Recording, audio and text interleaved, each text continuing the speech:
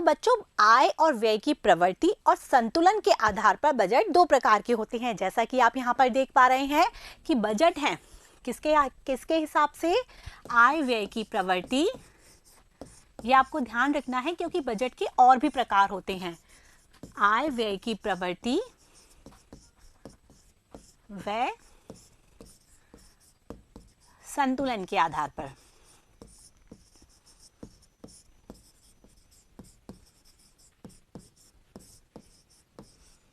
तो बच्चों आय व्यय की प्रवृत्ति और संतुलन के आधार पर बजट दो प्रकार के होते हैं, राजस्व बजट और पूंजीगत बजट।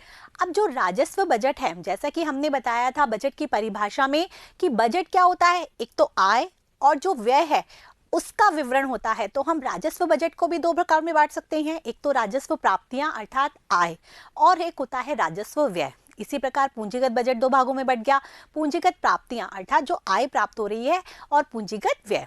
तो आप देख पा रहे हैं इसी तरीके से कि जो राजस्व बजट है वो दो भागों में बटा हुआ है, राजस्व प्राप्तियां और राजस्व व्यय। इसी प्रकार पूंजीगत बजट है वो दो भागों में बटा हुआ है, पूंजीगत प्राप्तियां और पूंजीगत व्यय। ठीक है बच्चों, समझ में आ गया। अब राजस्व प्राप्तियां, अब हम देख पा रहे हैं कि जो राजस्व प्राप्तियां हैं वो कैसे होती हैं। तो राजस्व प्राप्तियां, इसके बारे में हम डिटेल में भी जानेंगे, वो दो प्रकार से होती है। एक तो करों से प्राप्त होने वाली आय, अर्थात सरकार बहुत सारे कर लगाती है ना जनता पर, तो उससे जो आय प्राप्त होती है वो तो हो गया कर राजस्व। और एक होता है गैर कर राजस्व, अर्थात करों के अलावा सरकार को जो प्राप्तियां होती हैं, जैसा कि आप देख पाते हैं कि सरकार फीस वसूलती है, जुर्माना लेती है, शुल्क होते हैं सरकार के। तो ये जो सारी चीजें हैं वो किस में आती है, गैर कर राजस्व में। तो दो प्रकार से हो गई राजस्व प्राप्तियां भी, एक तो हो गया कर राजस्व, ठीक है, और दूसरा हो गया गैर कर राजस्व। इनके बारे में हम डिटेल में जानेंगे। अभी केवल आपको चार्ट को एक्सप्लेनेशन दिया जा रहा है ताकि कि आपको समझ में आए कि ये चार्ट किस तरीके से बना हुआ है, आपके माइंड में एकदम इम्प्रिंट हो जाए। आपको इस चार्ट को अपनी कॉपी में भी बनाना है क्योंकि चार्ट के माध्यम से कोई भी चीज आसानी से समझी जा सकती है। ठीक है बच्चों, अब इसके बाद आते हैं राजस्व व्यय। भाई सरकार जो भी आय प्राप्त करती है उस आय को अपने पास तो नहीं रख लेती, उसको किसी ना किसी तरीके से जनता पर व्यय करना होता है। बजट में यही तो दिया होता है कि आय यहाँ से प्राप्त होगी सरकार को और व्यय सरकार को यहाँ करना होगा। तो जो राजस्व व्यय है वो कौन से होते हैं, तो बच्चों ये भी दो प्रकार के होते हैं। एक तो होता है आयोजना व्यय और एक होता है आयोजना भिन्न व्यय। आयोजना व्यय क्या होता है, जो एक आयोजना के तहत होता है, अर्थात सरकार बहुत सारी पंचवर्षीय योजनाएं, जैसा कि आपने 11वीं क्लास में जाना होगा कि सरकार के द्वारा बहुत सारी पंचवर्षीय योजनाएं चलाई जाती हैं। तो एक वर्षीय योजना भी होती है, द्विवर्षीय योजना भी होती है, त्रिवर्षीय योजना भी होती है। तो योजनाओं के द्वारा जो सरकार व्यय करती है वो तो हो गया आयोजना व्यय जो कि मेंशन्ड होता है, और आयोजना भिन्न व्यय जो कि सरकार की योजनाओं के तहत नहीं होता, वो होता है आयोजना भिन्न व्यय। तो राजस्व व्यय कौन कौन से भागों में बट गया, आयोजना व्यय और आयोजना भिन्न व्यय। ये यहाँ पर लिखा हुआ है, राजस्व व्यय, आयोजना व्यय और आयोजना भिन्न व्यय। अब इसके बाद पूंजीगत बजट की तरफ चलते हैं। यहाँ पर हमने देखा कि पूंजीगत प्राप्तियां और पूंजीगत व्यय जैसे राजस्व में था, अब पूंजीगत प्राप्तियां हैं उसको भी दो भागों में बांटा गया है। कौन कौन से हैं, एक तो है ऋण। यहाँ पर हम दो भाग नहीं कह सकते, पूंजीगत प्राप्तियों को कई भागों में बांटा गया है, जिसमें उधार आती हैं, देनदारियां आती हैं, ऋणों की वसूली आती है। तो पूंजीगत प्राप्तियां में आती है ऋण, ऋण की वसूली और अन्य। ठीक है बच्चों, इसके बाद आता है पूंजीगत व्यय। तो पूंजीगत व्यय भी जैसे कि राजस्व व्यय था दो भागों में, वैसे ही आयोजना व्यय और आयोजना भिन्न व्यय। आयोजना व्यय और आयोजना भिन्न व्यय, जो आयोजना के तहत विभिन्न पंचवर्षीय योजनाओं के तहत किया जाता है वो हो गया आयोजना व्यय, और जो योजनाओं के तहत नहीं होता वो होता है आयोजना भिन्न व्यय। तो आपको पूरा चार्ट समझ में आ गया कि बजट है वो दो भागों में बांटा गया है, एक तो राजस्व बजट और एक पूंजीगत बजट। जो राजस्व बजट है उसको भी दो भागों में बांटा गया है। बात की थी ना हमने राजस्व प्राप्तियां और राजस्व व्यय। प्राप्तियां कर राजस्व और गैर कर राजस्व, और जो राजस्व व्यय है वो दो भागों में, आयोजना व्यय और आयोजना भिन्न व्यय। इसी प्रकार से पूंजीगत बजट को दो भागों में बांटा गया है, पूंजीगत प्राप्तियां और पूंजीगत व्यय। पूंजीगत प्राप्तियां किस किस से है, ऋण से, ऋणों की वसूली या अन्य से। और जो पूंजीगत व्यय है वो दो प्रकार का है, आयोजना व्यय और आयोजना भिन्न व्यय। इसी तरीके से ये पूरा चार्ट बना हुआ है जिसको कि आपको अच्छे से याद रखना है। अब हम इसको वन बाय वन अच्छे से एक्सप्लेन करेंगे, अच्छे से समझेंगे, क्योंकि पेपर में पूछ सकते हैं राजस्व प्राप्तियां कौन सी हैं, बताइए। या कर राजस्व क्या होता है, गैर कर राजस्व क्या होता है, कोई भी एक पॉइंट उठा के पूछा जा सकता है ना आपसे, तो आपको उसका आंसर उसी तरीके से देना है जैसा कि यहाँ पर आपको समझाया जाता है। तो सबसे पहले हम ये राजस्व बजट के बारे में पढ़ेंगे, ठीक है बच्चों। उसके बाद हम पूंजीगत बजट के बारे में जानेंगे। सबसे पहले राजस्व बजट देख लें। तो सबसे पहले आता है बच्चों राजस्व बजट, जिसे हम कहेंगे रेवेन्यू बजट। राजस्व को इंग्लिश में क्या कहते हैं, रेवेन्यू। हमने आगम पढ़ा था, वही क्या होता है, रेवेन्यू होता है। तो राजस्व बजट, रेवेन्यू बजट। अभी हमने जाना कि राजस्व बजट दो भागों में विभाजित है, एक तो राजस्व प्राप्तियां और दूसरा होता है राजस्व व्यय। जो सरकार को प्राप्त होने वाली प्राप्तियां, आय होती है, वो हो गई राजस्व प्राप्तियां, और जो सरकार व्यय करती है वो हो गई राजस्व व्यय। अर्थात राजस्व जो बजट है वो दो पार्ट से मिलकर बना है, राजस्व प्राप्तियां और राजस्व व्यय। जैसे कि यहाँ पर लिखा हुआ है, हमने सारणी में भी बताया, राजस्व प्राप्तियां और राजस्व व्यय। सबसे पहले हम देखते हैं राजस्व प्राप्तियां। क्या देखते हैं, रेवेन्यू रिसीट्स, राजस्व प्राप्तियां। अब क्या होती हैं राजस्व प्राप्तियां, ऐसी प्राप्तियां, भाई प्राप्तियां तो पूंजीगत भी होती है, बात की ना हमने कि पूंजीगत प्राप्तियां, पूंजीगत व्यय। तो राजस्व और पूंजीगत प्राप्तियां दोनों अलग अलग क्यों डिवाइड की है, तो दोनों प्राप्तियां ही। तो बच्चों अंतर क्या है वो आपको अच्छे से देखना है कि राजस्व प्राप्तियां जिसके बदले में सरकार को भुगतान नहीं करना होता, ध्यान रखना, जिसके बदले में सरकार को कोई भुगतान नहीं करना होता प्रत्यक्ष रूप से। अब वो क्या होता है, जैसे कि सरकार अब हमसे किसी चीज़ की फीस ले रही है, आप ट्रैफिक पे चल रहे हो, आपने ट्रैफिक के जो नियम है उनका उल्लंघन कर दिया, आप पर चालान हो गया, तो सरकार ने आपसे चालान वसूला, वो सरकार के पास ही जाता है, सरकार की आय का स्रोत होता है, तो सरकार की वो प्राप्ति हो गई। वो जो सरकार ने आपसे जो चालान लिया है, वो चालान प्रत्यक्ष रूप से सरकार आपको भुगतान नहीं करेगी ना। तो ऐसी प्राप्तियां जो कि सरकार प्रत्यक्ष रूप से भुगतान नहीं करती, ठीक है, आप गवर्नमेंट स्कूल्स में पढ़ते हो तो जो मिनिमम शुल्क लगता है वो सरकार आपको क्या करती है, दोबारा भुगतान नहीं करती है। इसके अलावा जो सरकार आपसे करों के रूप में राशि लेती है, उसे भी सरकार प्रत्यक्ष रूप से आपको भुगतान नहीं करती। तो जो ऐसी राशियां जो कि सरकार प्राप्त करती है और प्रत्यक्ष रूप से उसको भुगतान नहीं करती, भुगतान तो देती है, मतलब व्यय तो करती है सरकार, लेकिन प्रत्यक्ष रूप से नहीं कि उसने शुल्क के रूप में लिया और वो आपको वापस कर देगी। वो सरकार का एक अपना अलग फंडा होता है कि सरकार उसको पूरा सरकार के पास कलेक्ट होता है, वो और किसी तरीके से उसको व्यय करती है। तो राजस्व प्राप्तियां क्या होती हैं, जो कि सरकार के द्वारा प्रत्यक्ष रूप से भुगतान नहीं की जाती, राजस्व प्राप्तियां होती हैं।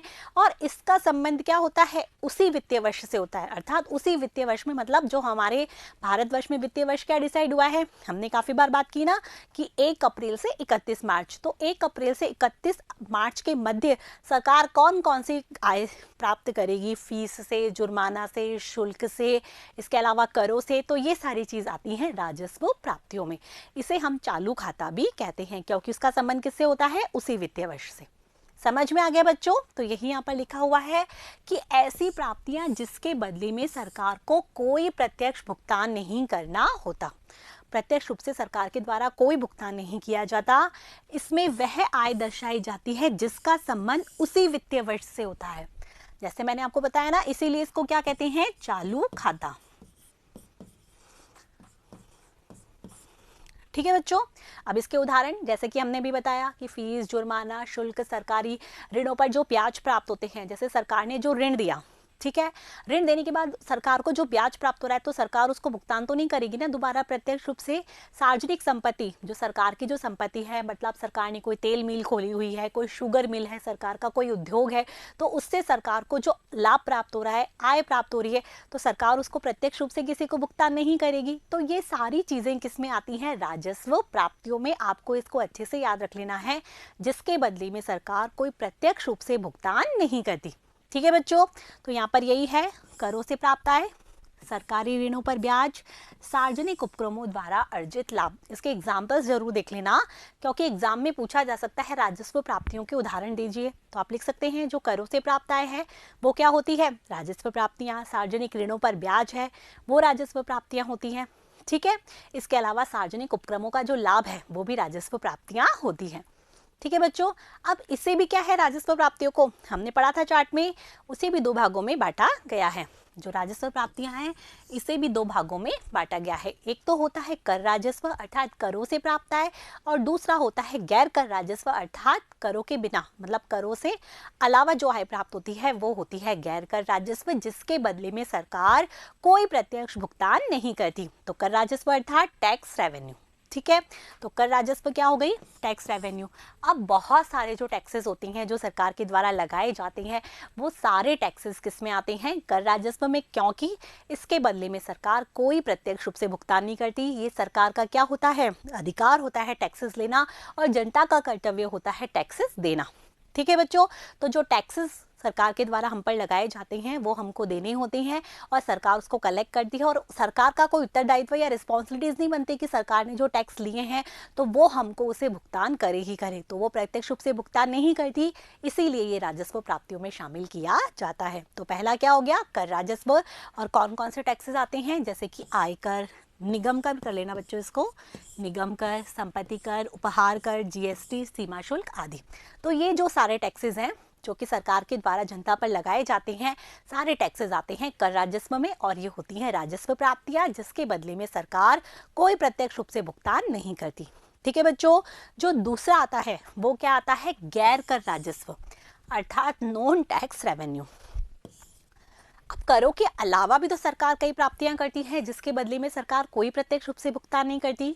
जैसे सरकार ने जो ऋण दे रखे हैं उनका जो ब्याज आता है वो गैर कर राजस्व हो गया, क्योंकि सरकार उसे भी भुगतान नहीं करती है। सरकार की सार्वजनिक संपत्ति है जिससे सरकार को आय प्राप्त हो रही है, सार्वजनिक उद्योग धंधे हैं या कोई मील है तो उनसे सरकार को लाभ प्राप्त हो रहे हैं, तो उसे भी सरकार प्रत्यक्ष रूप से भुगतान नहीं करती। फीस है, जुर्माना है, शुल्क है, ये सरकार की प्राप्तियां हैं जिसे कि सरकार प्रत्यक्ष रूप से भुगतान नहीं करती। सरकार का ये कलेक्शन होता है, ठीक है, जिसे सरकार और किसी रूप में व्यय कर सकती है लेकिन प्रत्यक्ष रूप से भुगतान नहीं करती। तो जो करों के अलावा जो प्राप्तियां होती हैं जिनके बदले में सरकार प्रत्यक्ष भुगतान नहीं करती वो सब आते हैं गैर कर राजस्व में। ठीक है बच्चों, तो यहाँ पर यही है, करों के अतिरिक्त अन्य प्राप्तियां जैसे कि सार्वजनिक ऋणों पर ब्याज, फीस एवं शुल्क, जुर्माना, सार्वजनिक उपक्रमों के लाभ, ये सब आते हैं गैर कर राजस्व में। तो आपको समझ में आ गया, राजस्व प्राप्तियां दो भागों में, कर राजस्व अर्थात करों से प्राप्त आय, गैर कर राजस्व अर्थात करों के अतिरिक्त जो प्राप्तियां होती हैं जिसके बदले में भुगतान नहीं किया जाता प्रत्यक्ष रूप से, वो होती हैं राजस्व प्राप्तियां। ठीक है, आगे बढ़े। अब आगे के लिए हम देखते हैं राजस्व व्यय अर्थात रेवेन्यू एक्सपेंडिचर। अब इसकी डेफिनेशन क्या होती है बच्चों? याद रखना है कि राजस्व व्यय, अब सरकार के पास आय प्राप्त हो रही है तो सरकार उसको क्या करेगी? जनता के कल्याण के लिए खर्च करेगी, नहीं करेगी? सरकार का ये कर्तव्य होता है कि वो एक कल्याणकारी राज्य की स्थापना करे, जनता के कल्याण के लिए अधिक से अधिक खर्च करे। तो इसके लिए सरकार क्या करती है? व्यय करती है। ठीक है, अब उस व्यय करने से यदि कोई परिसंपत्ति का निर्माण नहीं होता, ठीक है, याद रखना, कोई असेट्स नहीं बनती है, कोई परिसंपत्ति नहीं बनती है, तो उसे हम कहेंगे राजस्व व्यय। अब ये परिसंपत्ति क्या हो रही है? यदि सरकार ने कोई प्लांट लगाया, यदि सरकार ने कोई स्कूल खोला, यदि सरकार ने कोई कॉलेज खोली, या यदि सरकार ने कोई हॉस्पिटल खोला, तो ये क्या हो गई? सरकार की परिसंपत्ति बनी, नहीं बनी? सरकार की असेट बनी, जो कि सरकार को इस साल नहीं अगले साल, उससे अगले साल, उससे अगले साल क्या करेगी? कमा कर देगी। सरकार का क्या हो गया? एक असेट हो गया। हो गया, नहीं हो गया? जैसे आप एक कोई घर खरीदते हैं तो वो आपकी संपत्ति हुई, आपने दूसरा घर खरीदा वो भी आपकी संपत्ति हुई, आपने कोई जमीन खरीदी तो वो भी आपकी क्या हो गई? परिसंपत्ति हो गई। तो सरकार के द्वारा ऐसे व्यय किए जाते हैं जिससे सरकार की परिसंपत्ति नहीं बनती, तो वो कहलाते हैं राजस्व व्यय। तो आपको याद रहेगा, राजस्व व्यय अर्थात जिससे सरकार की कोई परिसंपत्ति का निर्माण नहीं होता।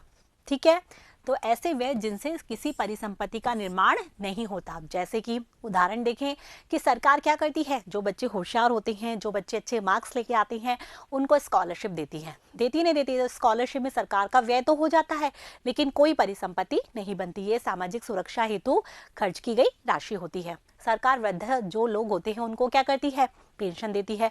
जो बेरोजगार लोग होते हैं उनको क्या करती है? भत्ता देती है। जो सरकार के यहाँ काम करते हैं उनको सरकार क्या देती है? वेतन देती है। तो इससे सरकार कोई परिसंपत्ति नहीं बनाती, सरकार का व्यय तो हो रहा है लेकिन सरकार की कोई असेट नहीं बन रही है। तो इसे हम कहेंगे क्या? कौन सा व्यय कहेंगे? राजस्व व्यय अर्थात रेवेन्यू एक्सपेंडिचर। ठीक है बच्चों, तो कौन कौन से उदाहरण है? छात्रवृत्ति, पेंशन, वेतन, ब्याज अदायगी, ये सब आते हैं किसमें? राजस्व व्यय में।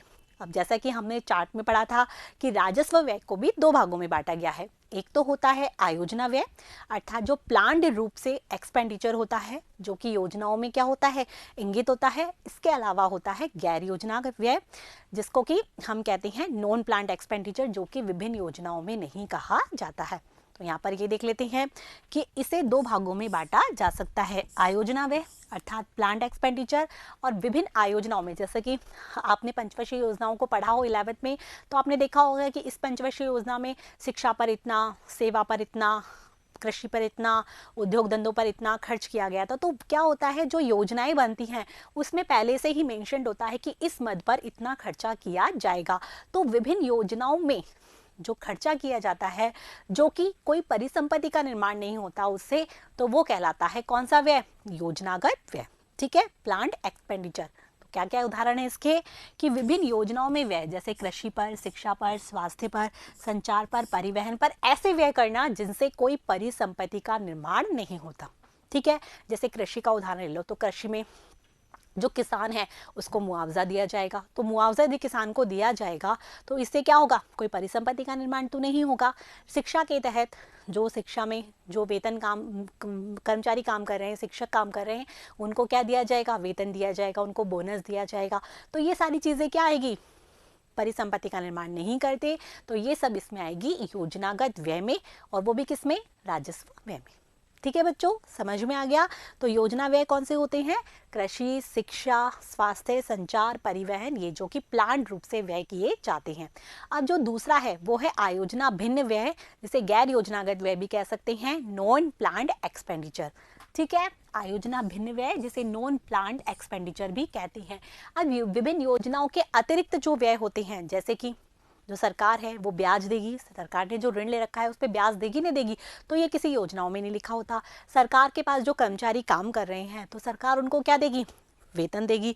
तो ये सब क्या होती है, जैसे कि दे रखा है योजना के अतिरिक्त व्यय, ब्याज, वेतन, अनुदान आदि पर व्यय। जो उद्योग धंधे हैं उसको सरकार क्या करती है, अनुदान देती है, सब्सिडीज देती है। तो ये सब योजनाओं में मेंशन नहीं होता, तो ये सब आता है आयोजना भिन्न व्यय में, गैर योजनागत व्यय में, नॉन प्लान्ड एक्सपेंडिचर में। तो जिसमें कि क्या होता है, कोई परिसंपत्ति का निर्माण नहीं होता। तो जो राजस्व व्यय है उसका बेसिक ही यही है कि जिससे किसी परिसंपत्ति का निर्माण नहीं होता। दो भागों में है, योजना व्यय और गैर योजना व्यय। तो योजना व्यय जिसमें कृषि, शिक्षा, संचार, परिवहन ये सब आ जाते हैं, और योजनागत, गैर योजनागत व्यय में आते हैं ब्याज, वेतन और इसके अलावा अनुदान। ये सारी चीजें किस में आती हैं, गैर योजनागत व्यय में। अब हम इसे दो भागों में भी और भी बांट सकते हैं, किसको, राजस्व व्यय को, जो आपकी बुक में भी दिया हुआ है कि एक तो होता है राजस्व व्यय विकास की दृष्टि से हम देख सकते हैं, एक तो होता है विकासात्मक व्यय और एक होता है गैर विकासात्मक व्यय।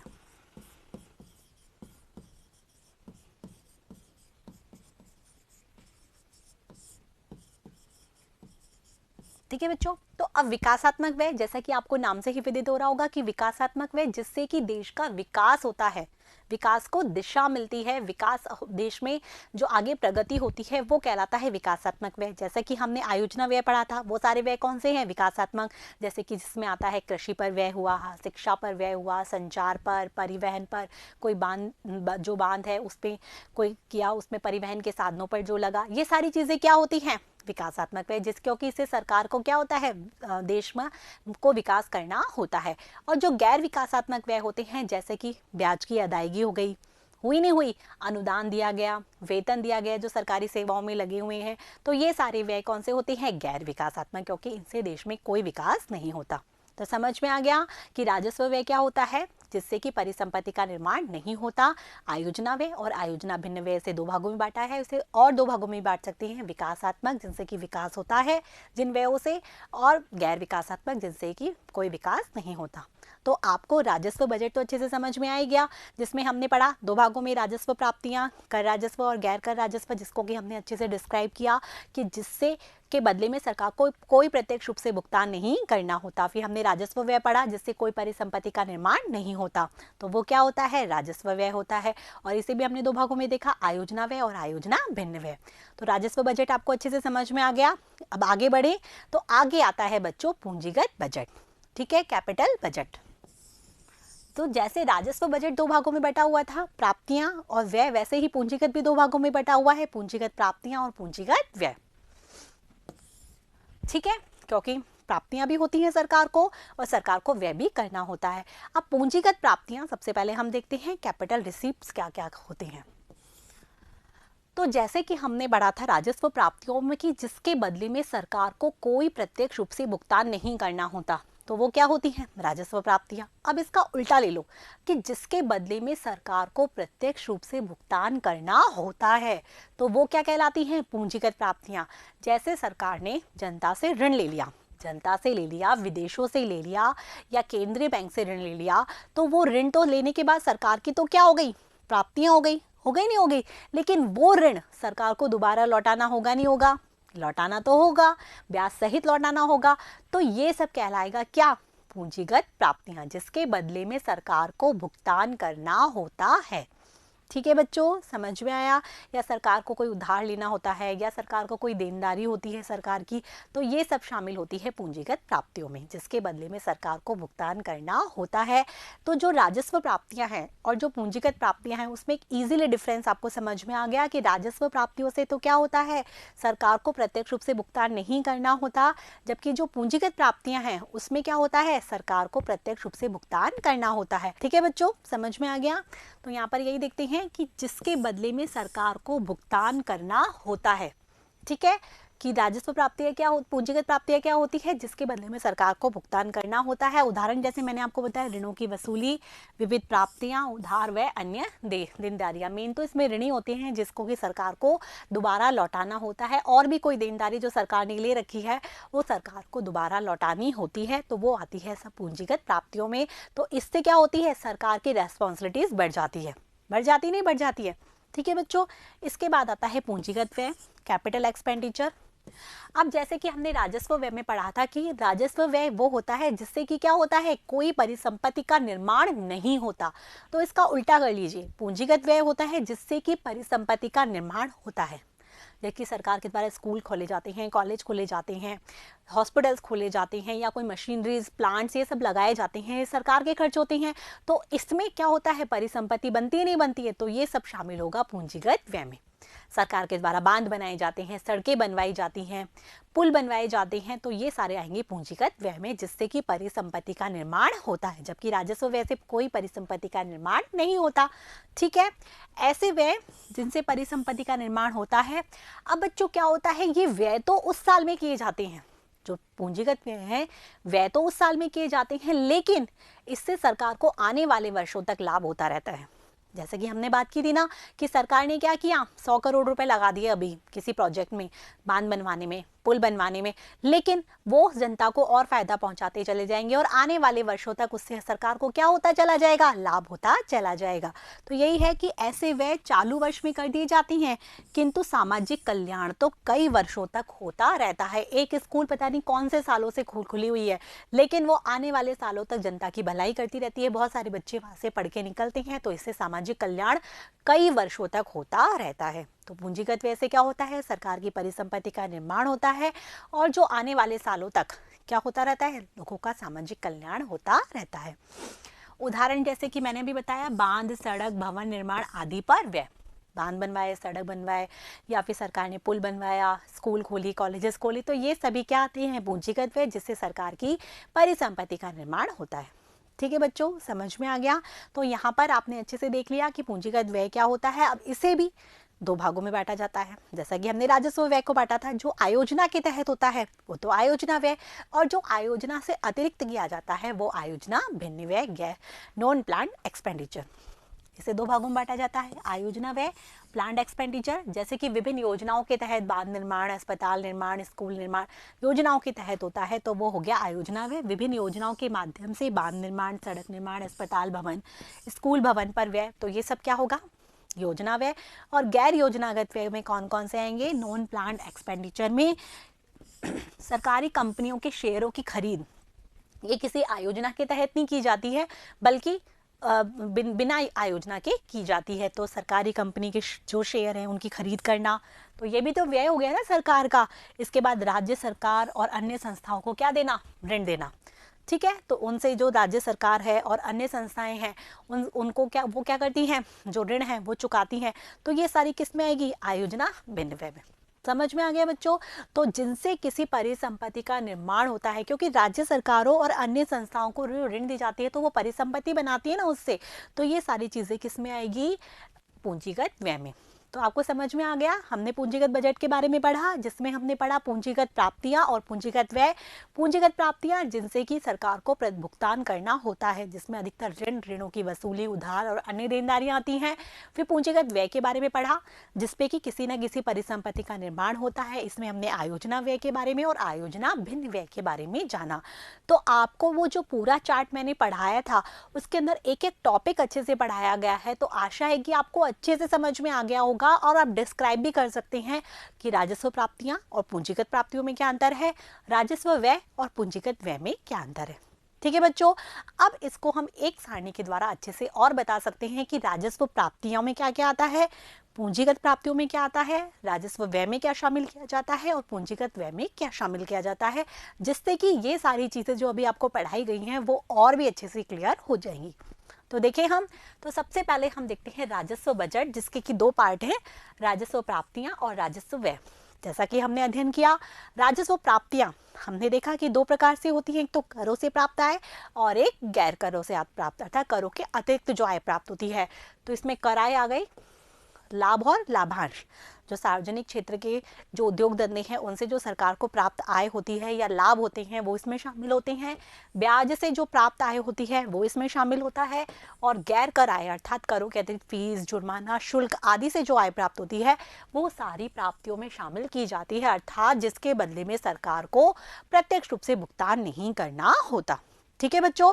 इसके बाद आती है राजस्व व्यय, जिनसे कि कोई परिसंपत्ति का निर्माण नहीं होता। ये भी दो प्रकार की होती है, आयोजना व्यय और आयोजना भिन्न व्यय। तो कौन से हैं, सरकारी सेवाओं पर व्यय, जो सरकार के द्वारा सेवाएं जो ली जाती हैं, ब्याज जैसे वेतन दिया जाता है सरकारी कर्मचारियों को। इसके बाद ब्याज अदायगी, जो सरकार के द्वारा जो ऋण लिए गए थे उसकी सरकार क्या करती है, ब्याज अदायगी करती है। तो कोई परिसंपत्ति का निर्माण नहीं हो रहा है इससे। इसके बाद जो अनुदान दी जाती हैं, सब्सिडी दी जाती है सरकार के द्वारा विभिन्न उद्योग धंधों को, विभिन्न क्षेत्रों को, तो वो सारी शामिल होती है इसमें। सामान्य आर्थिक सेवाएं और सार्वजनिक निर्माण, ये सारी चीज शामिल होती है व्यय में। ठीक है। तो ये जो सारी चीजें आ रही हैं आपकी, ये तो कैसे व्यय हो गए, सारे गैर विकासात्मक, और ये हो गए सरकार के विकासात्मक। ये सारे कैसे हो गए, जो गैर योजनागत, और ये सारे हो गए योजनागत। ठीक है, जिसमें कृषि भी आते हैं, संचार, परिवहन, ये सारे शामिल होते हैं। इसके बाद आती हैं सरकार की पूंजीगत प्राप्तियां। तो पूंजीगत प्राप्तियां जो कि पूंजीगत बजट के तहत है।